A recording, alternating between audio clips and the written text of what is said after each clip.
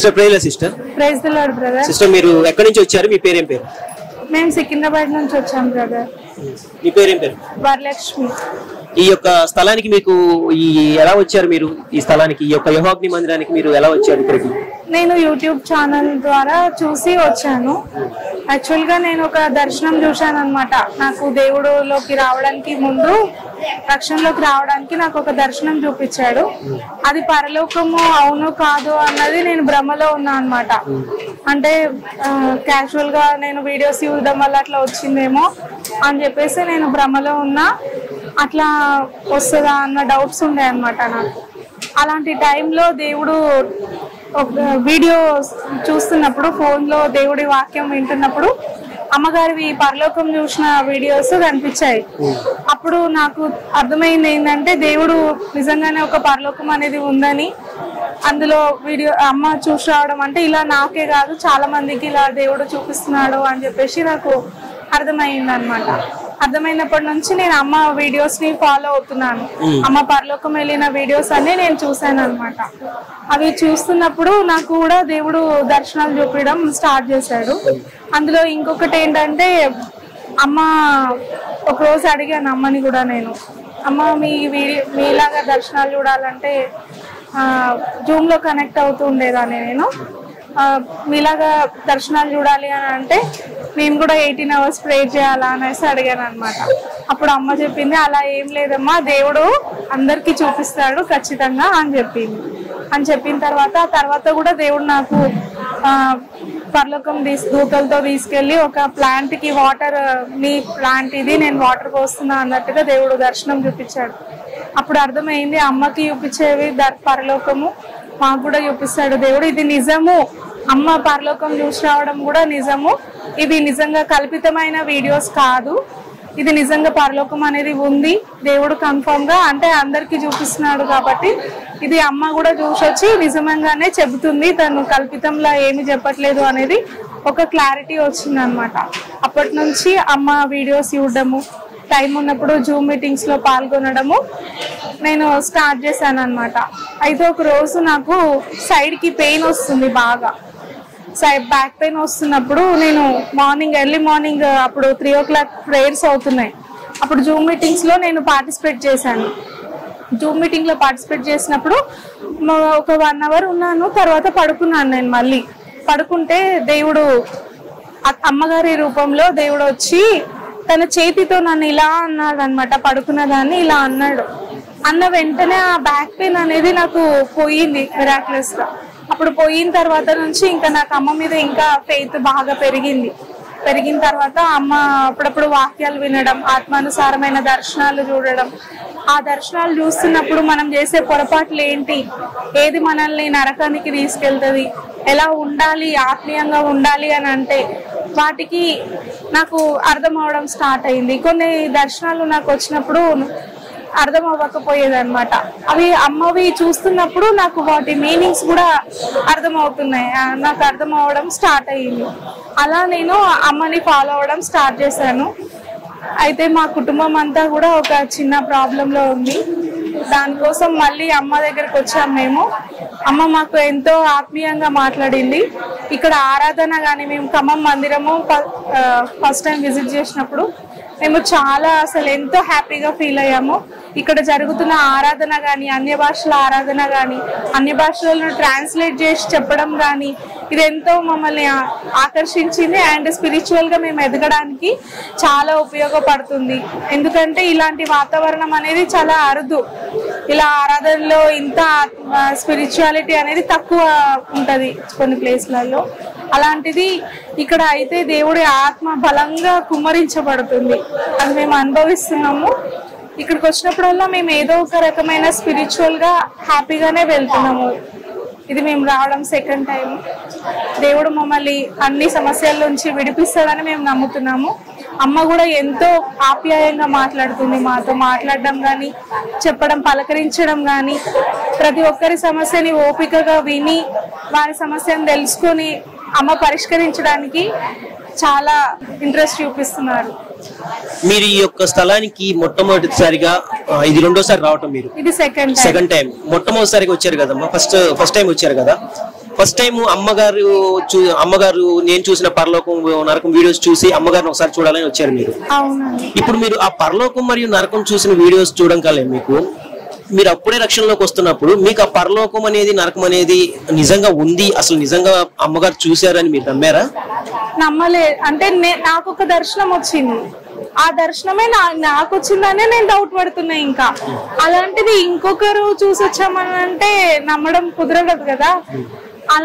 అలా డౌట్ లో ఉన్నా. నేను చూస్తూ ఉండగా ఒకసారి నాకు అమ్మకి చూపించడానికంటే ముందు ఒక దర్శనం చూపించాడు అనమాట దేవుడు. అప్పుడు నేను మళ్ళీ తర్వాత అమ్మకి కూడా అది దేవుడు మళ్ళీ తీసుకెళ్లి చూపించాడు. అంటే నన్ను నేను డౌట్ పడేది క్లియర్ అయ్యింది, అమ్మని డౌట్ పడేది క్లియర్ అయ్యింది.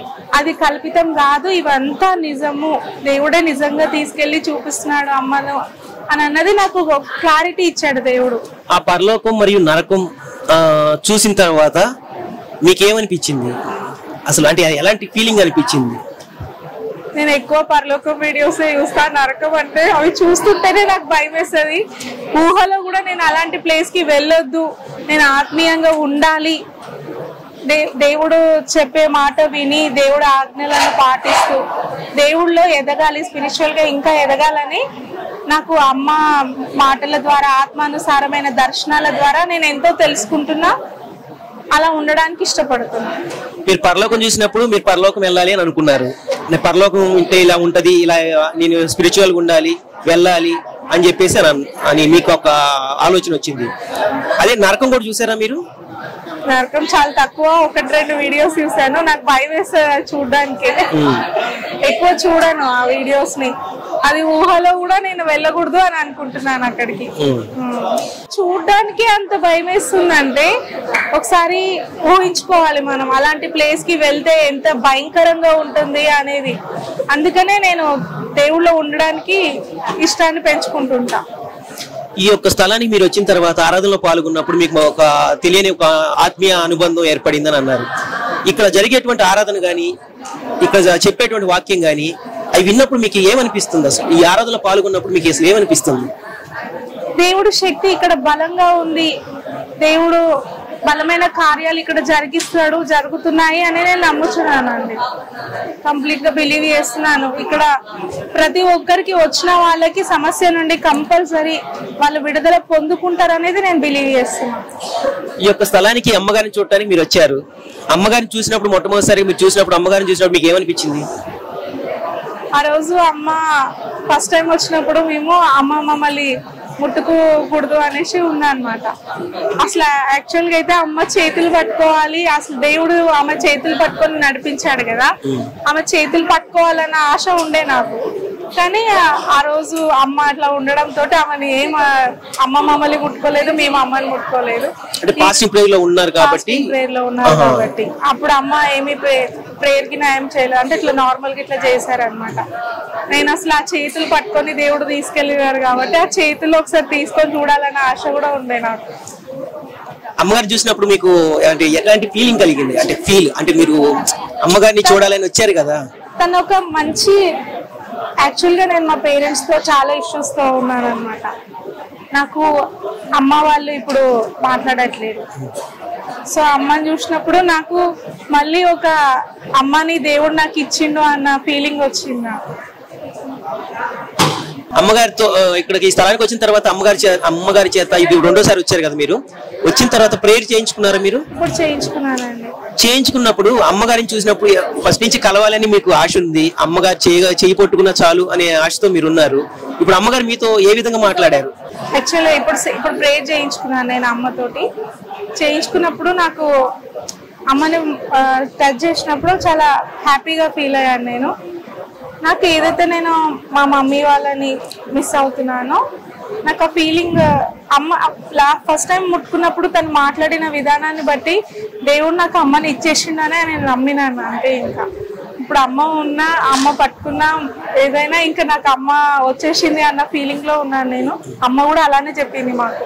ఇంత పెద్ద దైవజనరాలు దేవుడిని దర్శించిన ఆమె అంత తగ్గింపుతోటి మేము మొదటిసారి వచ్చినాము, అయినప్పటికీ మమ్మల్ని ఎంతో ఆత్మీయంగా పలకరించి మా సమస్యను కూడా అర్థం చేసుకొని తను మాతో వచ్చి మా కోసం ప్రే చేశాను అనడం మాత్రం మేము చాలా హ్యాపీగా ఫీల్ అయినాం అందరం. ఇక్కడ ఉన్నటువంటి పరిచర్య చేసే వాలంటీర్స్ కానీ ఇక్కడ మీకు అసలు ఏమనిపించింది? వాళ్ళు ఎట్లా పరిచర్య చేశారు? మీకు పరిచర్య చేసే వాళ్ళు చాలా ఫ్రెండ్లీగా ఉన్నారండి, చాలా బాగున్నారు, చాలా బాగా మాట్లాడుతున్నారు. వాళ్ళందరూ కూడా తొందరగా కలిసిపోతున్నారు. వాళ్ళ ప్రాబ్లం ఎలాంటి ప్రాబ్లం లేదు. వాళ్ళు ఎంతో మంచిగా ఆప్యాయంగా మన సమస్య ఏంటో తెలుసుకోవడానికి ఇష్టపడుతున్నారు. తెలుసుకొని అమ్మ దగ్గర దాకా తీసుకెళ్తున్నారు. ఆ సమస్యని తీసుకెళ్లి మన ప్రాబ్లం కి సొల్యూషన్ అమ్మ ద్వారా ఇస్తున్నారు. అయితే మీరు గట్టిగా నమ్ముతున్నారా మీ యొక్క ప్రాబ్లం కి సొల్యూషన్ ఇక్కడ ఖచ్చితంగా దొరుకుతుందని? 100%, 100కి 200% నమ్ముతున్నాం. అమ్మగారి అయ్యగారి వాక్యం గురించి మీరు 2 మాటల్లో ఈ యొక్క స్థలం గురించి చెప్పాలంటే 2 మాటలు మీరు ఏం చెప్తారు? ఇక్కడ దేవుడి శక్తి బలంగా ఉంది.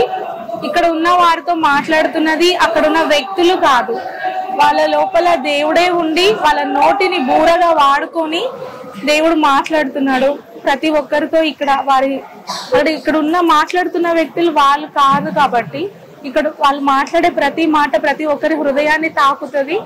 ప్రతి ఒక్కరికి వాళ్ళ మార్పు అనేది వస్తుందని నేను నమ్ముతున్నాను. యెహోవా అగ్ని మందిరం తరపున మీ యొక్క ఈ స్థలానికి యెహోవా అగ్ని మందిరంలో మీ యొక్క అనుభవాలు మాతో షేర్ చేసుకున్నందుకు మీకు హృదయపూర్వక వందనాలమ్మా. యెహోవా అగ్ని మందిరం తరపున ఆత్మీయ తల్లిదండ్రుల తరపున మీకు హృదయపూర్వక ధన్యవాదాలు.